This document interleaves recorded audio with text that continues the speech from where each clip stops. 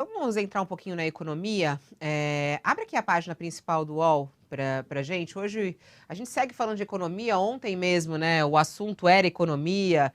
O salário mínimo, um aumento de R$ 69 no salário mínimo.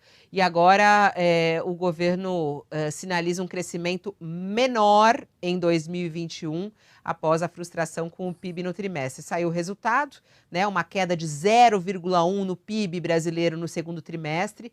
E não era muito o que o Ministério da Economia estava esperando. Ele estava esperando um avanço e veio uma queda. Estava esperando um pequeno avanço de 0,25, mas veio uma queda. Isso daqui é um problema para o governo Bolsonaro, porque eles gostariam de mostrar resultados na economia nesse segundo semestre, né, Shep? Como é que você analisa esses dados que saíram agora pela manhã? Obviamente que não é uma notícia boa. Eu até conversei hoje de manhã com o secretário de Política Econômica do Ministério da Economia e ele tentou minimizar esse dado, né? Ele disse que, enfim, tem aí um rescaldo do problema do aumento dos preços de energia, né? Essa questão toda da crise hídrica, e tentou apontar para o futuro, dizendo que no médio prazo, no entanto, a perspectiva é positiva, algo que a gente sempre tem visto o Paulo Guedes falando, né? Paulo Guedes sempre nas declarações dele é sempre muito otimista e a realidade vai sempre desmontando o que ele vem prevendo naquela bola de cristal dele, muito otimista.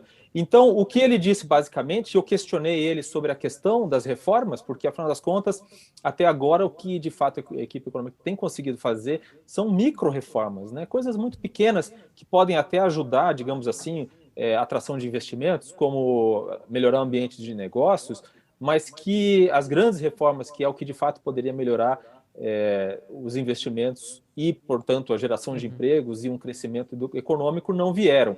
Assim como há também o problema sério, que é a questão da crise institucional que o país está vivendo, e que muitos analistas veem justamente como um dos fatores, né, que afastam, né, que levam à fuga de capital, que levam as empresas a não quererem investir no Brasil.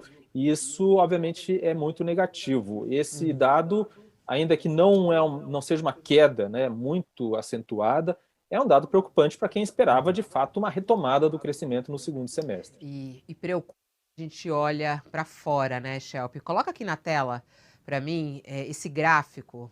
Olha isso aqui, o gráfico. Esse aqui são os vários países, são vários países, né? A variação do PIB em relação ao trimestre anterior. Aí a gente tem aqui liderando Portugal, Reino Unido, Áustria, e aqui vai. Cadê o Brasil? Olha o Brasil aqui embaixo, Shelp. Olha o Brasil aqui embaixo. Dos 48 países, o Brasil está em 38º.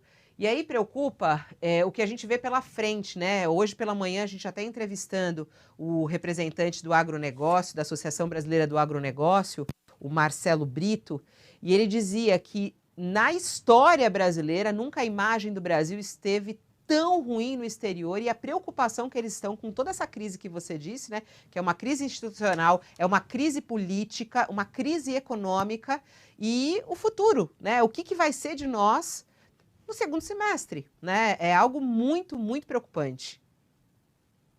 De fato, e inclusive esse dado negativo do PIB nesse terceiro trimestre tem um fator preocupante, que é justamente o agronegócio, né? Justamente o agronegócio, que sempre foi aí enfim, a força motriz da economia, o que impediu, por exemplo, que a queda do PIB no ano passado não fosse tão acentuada, e o agronegócio aí teve um papel nessa queda aí registrada agora.